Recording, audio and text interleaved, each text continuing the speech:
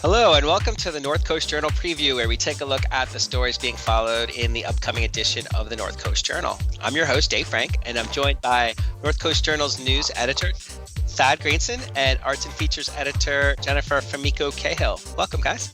Hey, David. How you doing? Oh, doing better. I mean, it's been a pretty crazy week here, everywhere, actually. And to say the least, right, I think it just keeps getting stranger and stranger these days. But we should dive right into it because Thad, I know that's what you're here to talk about today. The story that you guys have where you spoke with our Congressman Jared Huffman about his experiences at the Capitol on January 6th. So why don't you tell us a little bit about your conversation with him? Yeah, our regular followers might remember that last week about this time I was nervously looking at my phone, waiting word back from Congressmember Huffman. But yeah, so this week's cover story really focuses on two conversations I had with Representative Huffman. The first being last Wednesday on the afternoon of the Capitol riot, when he was still on lockdown in his office, and very much the situation was fluid. It seemed like it was mostly stabilized at that point, and the building was being cleared, but still didn't kind of know exactly what had happened or kind of the trajectory moving forward. And then I caught up with him again this Monday, when obviously a lot more was known about what had transpired on January 6th, and he could talk about, kind of the path forward and some of the decisions that were coming before Congress this week regarding the 25th Amendment, the 14th Amendment, and impeachment. So there's a lot there. Do you want to give us a little about his impression about being there? I'm sure that's sort of the visceral or side of it first. Yeah. So he he wasn't on the House floor when this mob stormed the Capitol. He, due to House rules that only allow 11 people on the floor at a time due to COVID restrictions, he was in his office awaiting his chance to come down and make his comments. And so he said that he had been watching that morning, the president's rally and some of the speeches, and had just had this pit growing in his stomach. He had been uneasy coming to the Capitol that day anyway, said that to the point that he'd told his staff to stay home, kind of nervous that there would be some unrest. He didn't expect anything like a siege on the building. He was kind of more thinking that they might be harassed in and out of the building and things like that. But, so he said he kind of watched with growing unease like the rest of us, watching social media, watching news coverage of, this really volatile group forming on the Capitol grounds. And then said that the first word he got of the breach was somebody, one of his followers on Twitter, sent him a video of Trump supporters actually pushing past police lines and breaching the building. And then he just talked about how kind of surreal it was being alone in his office on lockdown. He was getting alerts from Capitol Police, telling him to shelter in place, stay away from the windows, get his go bag ready. He said he didn't even know he had a go bag in his office. But I'm sorry. As an aside, I love the go bag. You have to tell them what's in the go bag.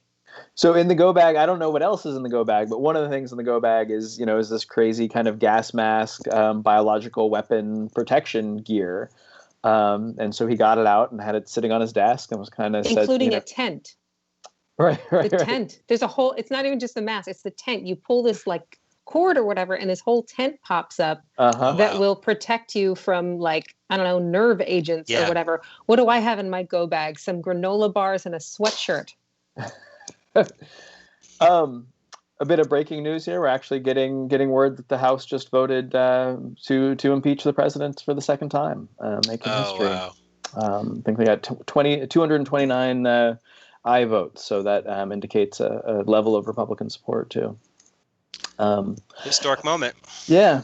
So, but really, what struck me is that he was nervous for his safety, but he felt fairly secure. He's not in the main Capitol building, his office. So while I think there were some rioters that made it into the building he was in, it wasn't kind of the focal point. So he said he felt fairly secure the whole time, and then was just kind of surreally watching, this situation unfold on Twitter and through alerts from Capitol Police and calls from his chief of staff, and watching the news kind of like the rest of us. Although, while we were watching from a few thousand miles away, he was close enough that he could hear the din of shouts and explosions in the background and stuff like that. Yeah, so I was just going to say, I mean, it's, in your article, not to put words in his mouth, but he was relatively calm at that point because there was so much that wasn't known. But you did reference that, we didn't know it at the time, but there were people already drafting impeachment documents while they were sheltering in place, which is interesting. Yeah. So, two of Huffman's colleagues actually were sheltering in the same office because they were much closer to to kind of this riotous mob that stormed the Capitol.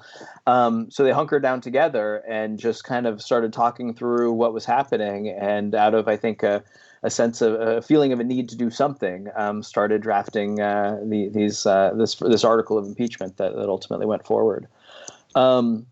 Yeah, and so when I caught up with Huffman, again, 5-6 days later, he definitely had a different urgency in his voice. He was saying that he just watching the detailed reporting come forward again, kind of like the rest of us, of exactly what was found on some of these folks, what kind of more research had revealed were some pretty sophisticated plans as far as folks having zip ties and radios and actually in some cases maps of the Capitol building and stuff like that. He felt like this wasn't just kind of a spur of the moment riot, but this had really been planned, and this really was an insurrection, the likes of which I don't think anybody really foresaw. And with his, I guess, that realization, I think that Huffman was already on the 6th calling for impeachment and the House to take immediate action. But I think his resolve really strengthened as more information came forward, and feeling this is if not removed, that President Trump does pose an imminent threat. So this is a really huge topic. There's lots of detail in your article, and then there's more, of course, more to be determined as things unfold. Or I think I said unravel earlier by accident, but it was not such a wrong, misguided word.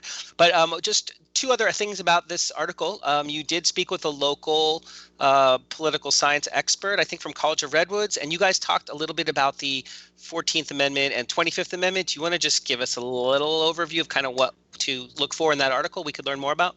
Yeah, absolutely. I spoke to Ryan Emenaker, who's a professor at College of the Redwoods and also a lecturer at Johns Hopkins, and is pretty renowned as a constitutional expert. And I just kind of wanted to know about the background of these two amendments and then, how they relate to what we're currently facing. And so, the 25th Amendment, interestingly, was only ratified in the late 60s. So it's a relatively new amendment. I mean, obviously, because it's the 25th, but it really came about as the nation was still kind of coming to grips with both FDR dying in office and then the assassination of John F. Kennedy. And it became clear to Congress that some of the things that maybe had taken for granted as far as secession of the presidency weren't officially in the Constitution or in writing. And so they wanted to make them a part of that. And so it's really the amendment that covers, exactly what happens if somebody dies in office, if somebody is incapacitated in office. And some might remember that, when Reagan went in for medical procedures, and then when George W. Bush went into medical procedures, this is the amendment that they invoked to temporarily pass power on to the vice president while they were incapacitated. So if there's a national emergency while they were, in surgery, that the vice president would have presidential authority. It also covers, what should happen if there should be a need to kind of take power from a president against his will, his or her will. And, that's obviously the section that is at play today. And it was interesting to me that, at least according to Emenaker, he says that, the constitutional scholars really believe this is the type of situation, not necessarily that, it should be invoked and power should be stripped from President Trump right now, but this is the kind of situation that Congress foresaw. Is that somebody making, reckless decisions, decisions not grounded in reality, and who's unwilling to recognize that and unwilling to pass on power. And also recognizing kind of the potential for a coup of a president being stripped of power against their will. They put this authority really in the hands of the cabinet, feeling that these are the people closest to the president. These are allies of the president politically, so they're unlikely to, to just make a power grab.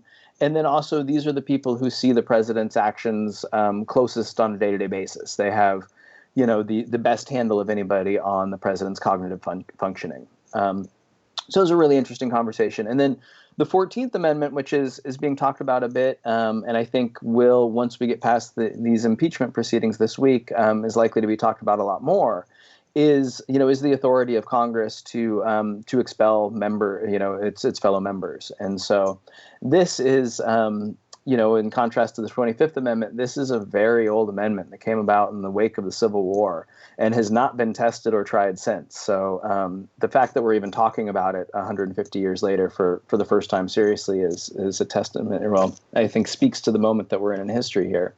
Yes.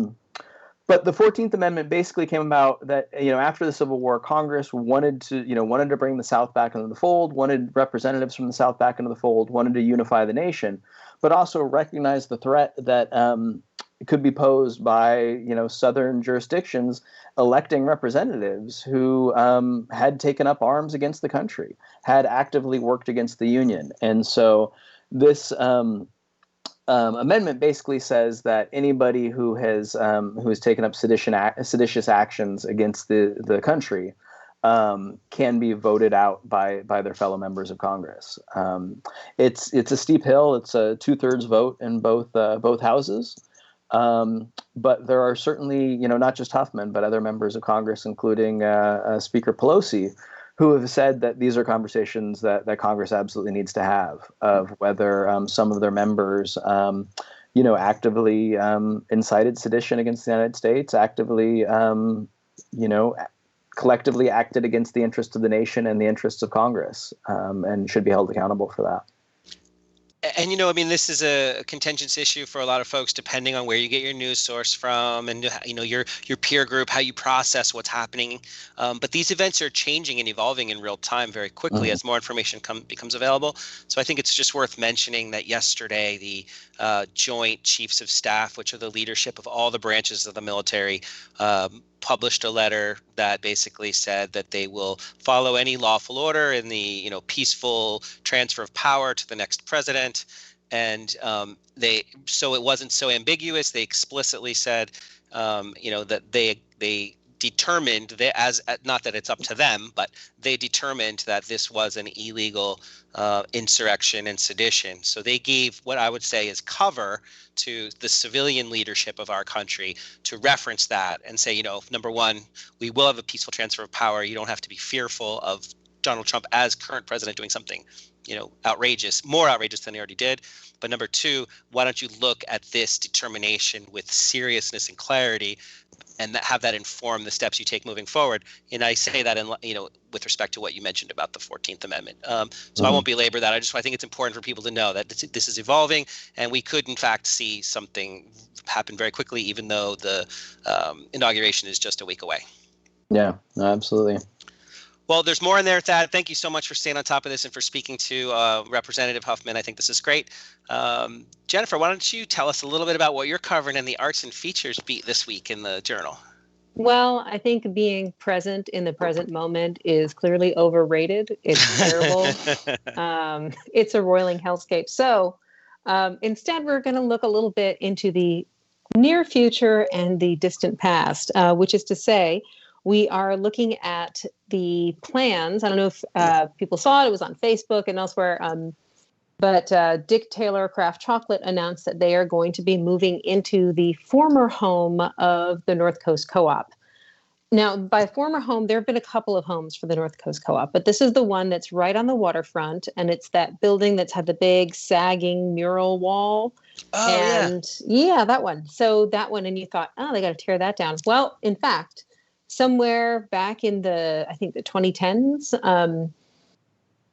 a couple bought it. So Pierre LaFuel and his wife, Karen Banning, bought this and were rehabbing it. They shored up a wall and foundation and redid the roofing and put all this into it. And there were all kinds of wild ideas about what they were going to do with it.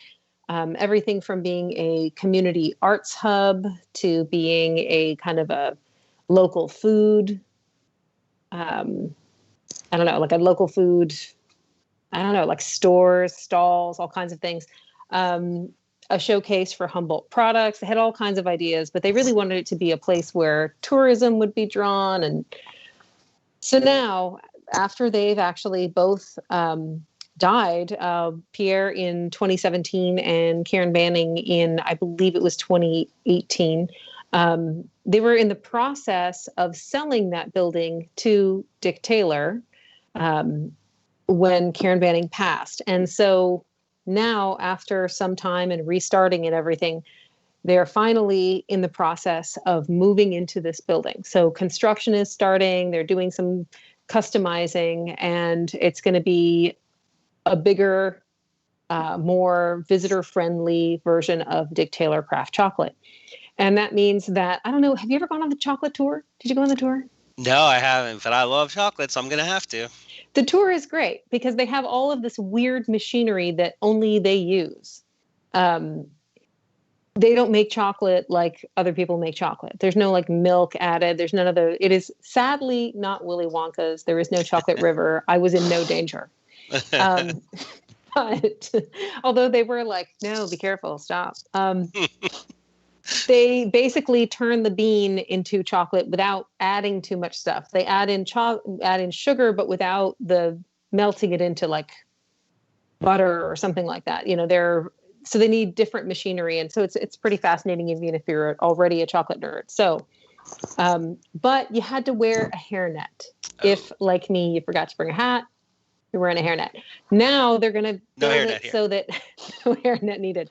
So now they're going to have like a glass hallway that goes through the factory. So you'll be able to see everything as you go by. And, that's really cool. Know, yeah, without being scolded that, ma'am, please don't touch that. So there's going to be that. There's going to be an expanded sort of a cafe. Right now, they do have some baked goods, but they will have more. And there will be more places for you to sit down and have some chocolate drinks. They're going to do more events, et cetera, et cetera. And actually, the two of the fellows that own it, Dustin Taylor and Andy Dick, have Adam Dick, sorry, have carpentry backgrounds. So, cool. Yes, as they take their shipbuilding themed, nautical themed chocolate company over to the waterfront, they're also going to be doing all kinds of fun and beautiful craft touches to the architecture, the lighting, and everything else. And they expect that to be open by the end of next summer. Although, as Dustin Taylor told me, we're carpenters, we're realists. We've done this work, so we know how it can be delayed and how long it can take. And there might even be some outdoor parklet seating, which would be very nice. But the other thing that I'm kind of excited about in regards to this is the fact that the pandemic did not crush them. Right. So many of our local businesses, like, you worry about. It's been a very, very hard year. Dick Taylor Craft Chocolate was able to pivot to online sales. They decided to redo their website and offer free shipping. And that changed everything, because once you have free shipping, that means that anybody can order from home. There are no more barriers. If you haven't tried their chocolate before, you can just easily get 1 bar shipped to you for free. And then they said people come back. It's nobody just does 1 bar. And then also they shifted to grocery store sales. So as certain places that use them in ingredients and use them for, cafes and things like that fell off, they were able to replace that revenue with online retail and grocery sales. So they were able to actually grow over the course of the pandemic, which is amazing. There have been a few places that have thrived under this setup, and I'm always happy to have good news about a food business in Humboldt doing well. And starting probably by the holidays next year, Humboldt Bay Coffee Company will be joining them. They're going to be leasing 5,000 square feet of that big giant warehouse space, similarly nautical themed. Mm-hmm. And you'll be able to go and have outdoor cafe seating and indoor coffee, and just, you can drink Humboldt Bay coffee in plenty of places around Humboldt County, but they don't have their own cafe anymore. They used to long ago. But Lucy Ramirez, one of the owners of the coffee company, is really excited about having that retail outlet again. And it's really nice. And I am looking forward to smelling that instead of that weird shrimp smell. And the building itself, parts of it were built during different times. Some of it built during the 50s. Most of what you see on the outside is from the 1940s and 50s. But I talked to architect Kash Bujay about the history of the building. And at one point it had, in the section that was built in like 1850, when ships were first coming into the harbor, and that was, all the buildings were just sort of saloons and brothels and hotels down right at the water. Totally. All the really haunted stuff. All of that was built around the same time. So a section of this building, this old co-op, which everybody calls, I guess, the opera building, had an opera house, which is really a dance hall. Nobody was like singing opera in there. No yes, they had a dance hall, which you can imagine, like people coming off of ships and whatnot. And so it's kind of neat to think of it as reviving a social atmosphere in that building. Looking forward to it. Well, this is great. I actually both love chocolate and coffee. They're complementary, and I think that everyone's going to love it. And right on the waterfront is perfect. So thank you for all this backstory. And there's more in the article too. So we'll definitely encourage people to check it out. Before we go and wrap up, Thad, I guess we'd be remiss if we didn't briefly do a little COVID check-in, because things change so rapidly around here, and it looks like they're changing again.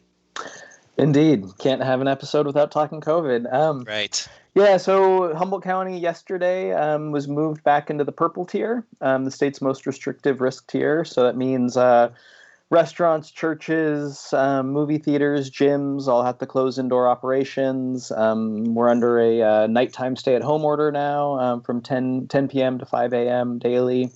Some other restrictions that folks can read about on our website. And then, also there is the ever-looming threat of falling under a full stay-at-home order if our regional hospital capacity dips below 15%. Currently, we're at 17.6. As of yesterday, awaiting the update today, but it seems like we are headed in that direction pretty quickly, and we'll get there pretty soon. Which is unfortunate because, as you mentioned in the past, that's already in place in the southern part of the state, and that would imply we'll go back to basically the beginning where we were in March under what is essentially a full lockdown stay-at-home order. A few modifications, yeah, but only essential businesses open, only leaving home for essential outings, that kind of thing. Yeah, and this is because ICU, if the window gets too small, then we're at risk of overwhelming the public health system, and we're like right up against that again. So things are very serious out there. Exactly. Yeah. So people need to stay safe, practice, all of your preventative measures, washing hands, keeping physical distance, wear a mask. All that. Well, thank you, Thad. Thank you, Jennifer. This has been great. There's so much more in the North Coast Journal, available on newsstands now and online. Everybody, please pick one up. Stay informed. Be safe. Thad, Jennifer, thank you so much. Until next time, we'll see you guys again next week. Thanks, Dave. See you next week.